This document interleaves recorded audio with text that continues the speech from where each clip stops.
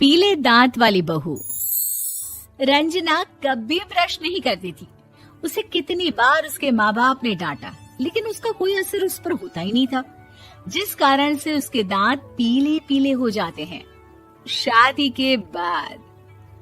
अरे बहू, वैसे तो तुझ में कोई कमी नहीं है, पर तेरे दांत इतने पीले कैसे हैं बेटा?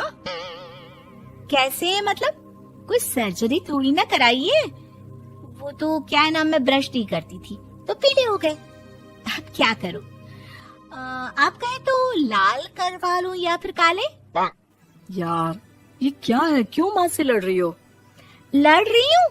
अरे मैं लड़ रही हूँ या ये बोल रही है कि दांत पीले हैं, पीले। अरे तपस्या थोड़ी ना की है इन्हें पीले करने के लिए। बकायदा ब्रश नहीं किया है 20 साल तक, तब जाकर। छी, कैसी बात कर रही हो? ये उस वक्त तो पीले नहीं थे जब हम लोग तुम्हें देखने आए थे। अरे तब साफ करवा लिया होगा डेंटिस्ट के पास जाकर। अब देखो कैसे पीले पीले लग रहे हैं।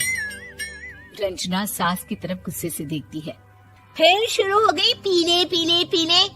अरे पीले तो तब भी थे जब मेरे हाथ का रसगुल्ला उड़ा उड़ा कर खा रही थी और बोल रही थी, लड़की नहीं गुणों का खजाना दे रहे भाई साहब आप। खैर, अब वो लोग करते भी तो क्या करते, पीले दांत वाली बहू पल्ले पड़ी थी तो झेलना तो था ही। एक दिन कीर्तन में रंजना गाना गा रही थी। अरे कमला बहन, माँ का द्वार है, यहाँ तो सब शुद्ध होकर आते हैं, फिर अपनी बहू को ब्रश भी नहीं करवाती तुम। दूर से पीले पीले दांत भक्ति में बाधा उत्पन्न कर रहे हैं। अरे कोई 2 साल के बच्चे थोड़ी ना लेकर आई हूँ मैं बहू बनाकर। अच्छी खासी लड़की है, अरे कैसे करवाऊं ब्रश? ये तो उसे खुद करना चाहिए ना। अब माँ बाप तो इसके जैसे तैसे निपटा दिए, ये नहीं सोचा कि सास कैसे संभालेगी। सास बहू को लेकर घर आ जाती है, लेकिन सोच लेती है कि अब इसे लेकर कहीं नहीं जाएगी। अगले रोज बहू कहती है, अरे क्या हो गया, मंदिर नहीं जाना क्या? कीर्तन का वक्त हो रहा है। मेरी मधुर वाणी से कान्हा जी जागते हैं और सोते हैं। आप तो जानती है ना उनकी भक्ति में कितना मन लगता है मेरा। वो क्या है ना, तबीयत ठीक नहीं लग रही है मेरी, आराम करूंगी मैं। तबीयत ठीक नहीं लग रही? अभी तो मिथुन के गाने पर नाच रही थी आप, और अब बोल रही है कि तबीयत ठीक नहीं लग रही। अरे भक्ति में मन लगा लो सासू माँ, ऊपर जाना है, क्या मुंह दिखाओगी आप? हाँ?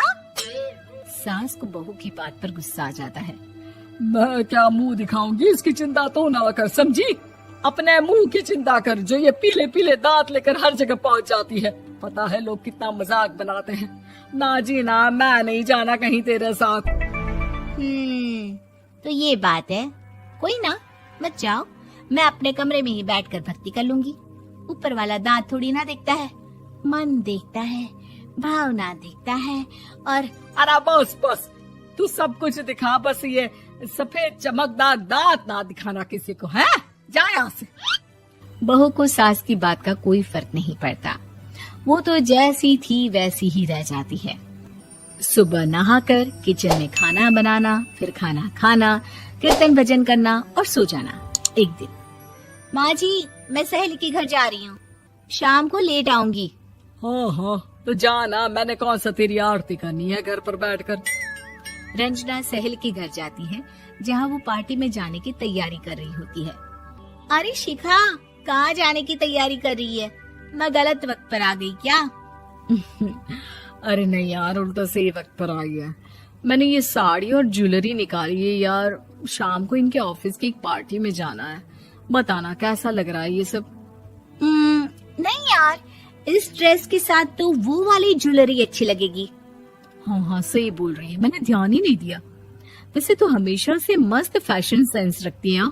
तो बड़ा जाती होगी ना पति के साथ पार्टी में। रंजना कुछ नहीं बोलती, बस सोचती है कि यार काश ये बात सही हो जाती, पर मैं क्यों नहीं जाती पार्टी में? क्या इन लोगों की कोई पार्टी होती नहीं होगी? रंजना घर आती है और रात में पति से सवाल करती है, एक बात बताइए, आप मुझे किसी पार्टी में क्यों नहीं ले जाते? क्या आपकी यहाँ ऑफिस में पार्टी नहीं होती? पति बेचारा क्या कहता कि दांत पीले हैं तुम्हारे इसलिए। अरे कोई पार्टी होती नहीं हम लोगों के ऑफिस में, तो कहाँ से लेकर जाऊं? और मार्केट, मॉल, कहीं वीकेंड घूमना, कहीं तो।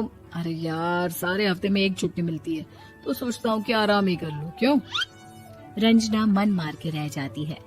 पहले कभी सास के साथ मंदिर जाया करती थी, लेकिन वो भी सास ने ले जाना बंद कर दिया। घर बैठी बैठी रंजना बोर हो जाती है। तभी उसे आइडिया आता है और वो मायके जाने का सोचती है। सासू माँ, 2 दिनों के लिए मम्मी के घर जा रही हूँ। अच्छा ठीक है, आराम से जा।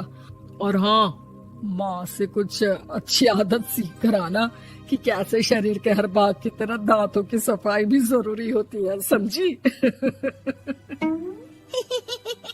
शुरू हो गई ना आप। वो लोग आपकी तरह नहीं है कि छोटी छोटी बात का बतंगड़ बना दे।